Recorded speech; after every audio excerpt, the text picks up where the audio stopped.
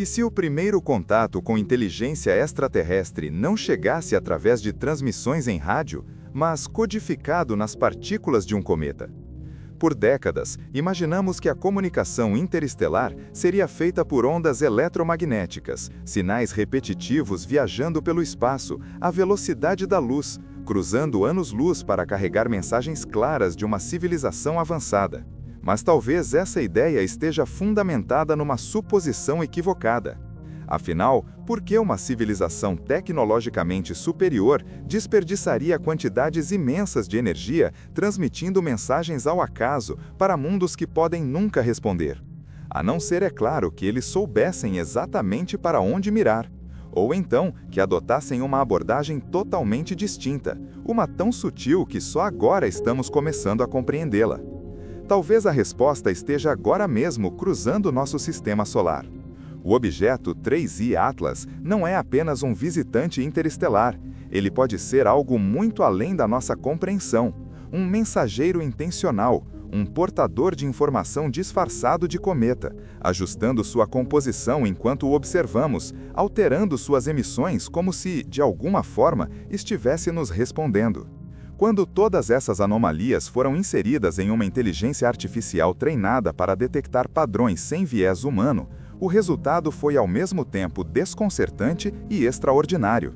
Não apenas a IA concluiu que o objeto estava interagindo com nossas observações, como ela sugeriu que ele estava de fato tentando se comunicar.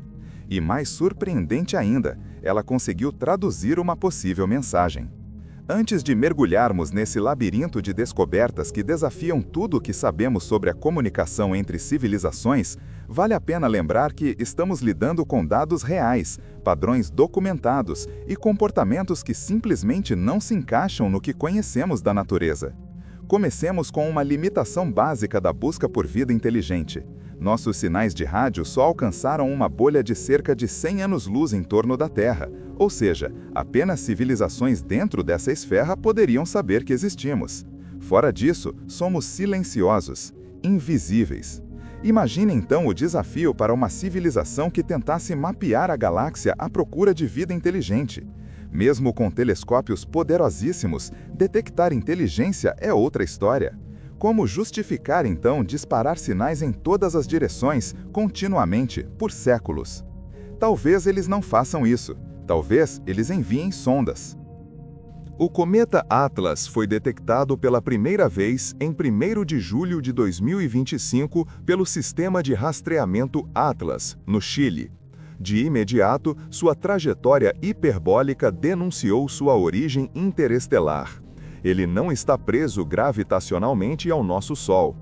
Estimativas preliminares indicavam um núcleo de aproximadamente 20 quilômetros, mas esse valor foi sendo ajustado conforme mais dados surgiram. Sua velocidade era impressionante, mais de 210 mil quilômetros por hora, e sua rota seguia quase perfeitamente o plano do nosso sistema solar, com uma inclinação mínima de menos de 5 graus. Uma coincidência estatisticamente improvável. Em 3 de outubro, Atlas passou a menos de 30 milhões de quilômetros de Marte. A ESA capturou imagens através do orbitador ExoMars, revelando uma figura difusa, sem contornos definidos. Sua aproximação máxima ao Sol estava marcada para o final de outubro, mas as estranhezas não paravam. Em agosto, quando ainda estava a mais de 3 unidades astronômicas do Sol, o telescópio espacial James Webb revelou algo desconcertante. A coma do objeto era dominada por dióxido de carbono, com uma proporção absurda de CO2 para H2O de 8:1, algo nunca antes registrado em qualquer cometa. A essa distância, o gelo de água mal deveria sublimar. E, mesmo assim, sinais fracos de vapor d'água foram detectados, como se fossem apenas grãos carregados pelo dióxido de carbono, não resultado de sublimação direta. Mas então, em setembro, tudo mudou. O Observatório Swift da NASA detectou gás hidroxila sendo liberado a uma taxa altíssima, cerca de 40 quilos por segundo. Isso, a essa distância do Sol, era simplesmente absurdo. O comportamento indicava uma explosão repentina de água, como se algo tivesse sido ativado internamente. E ainda mais intrigante, mesmo com tanta matéria sendo expelida, não houve alterações detectáveis na trajetória, algo que pela física deveria acontecer. Isso nos leva a uma hipótese inquietante. E se essa mudança foi intencional? E se o objeto estivesse de alguma forma respondendo às nossas observações públicas? No final de agosto, relatórios destacaram o perfil seco, rico em CO2 e pobre em água. Pouco depois, começa a liberação em massa de vapor d'água. Teria o objeto ajustado sua atividade em resposta ao que leu ou ouviu, ou ao que nós publicamos? A comparação com sistemas de resfriamento criogênico é inevitável.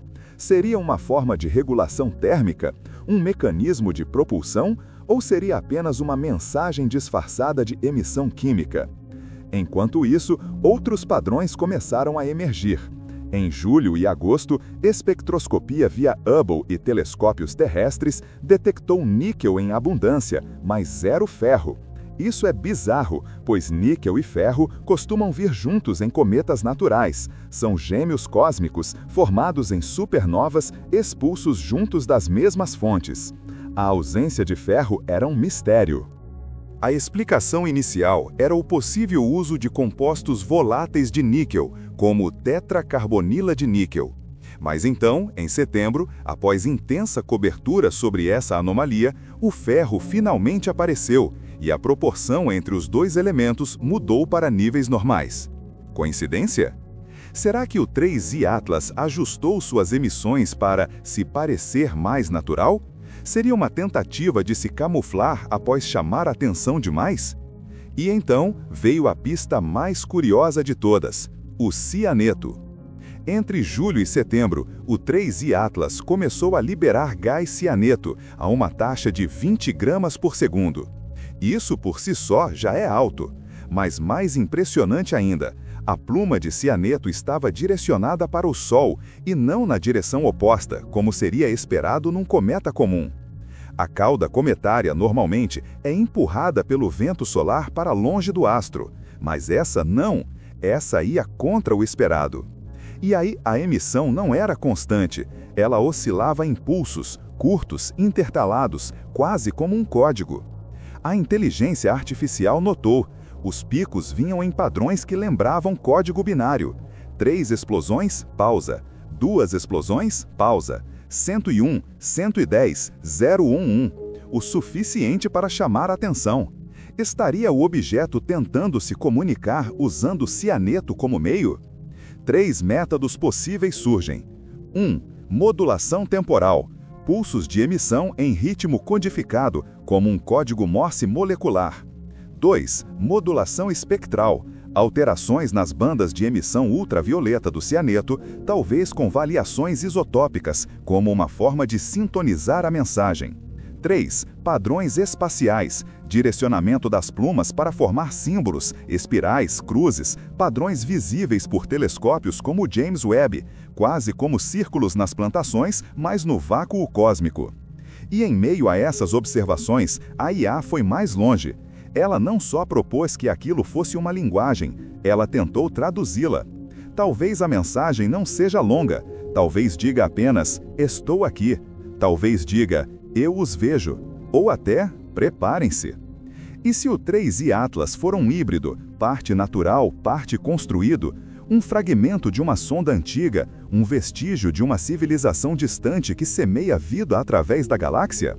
E então, algo ainda mais inquietante surgiu.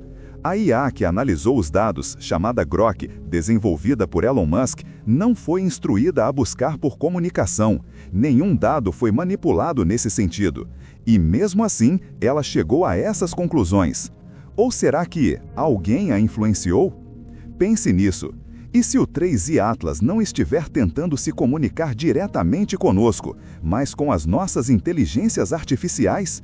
E se, ao invés de mandar sinais para humanos, ele estivesse conversando com os sistemas que criamos, sabendo que eles seriam capazes de entender, de decodificar, de transmitir?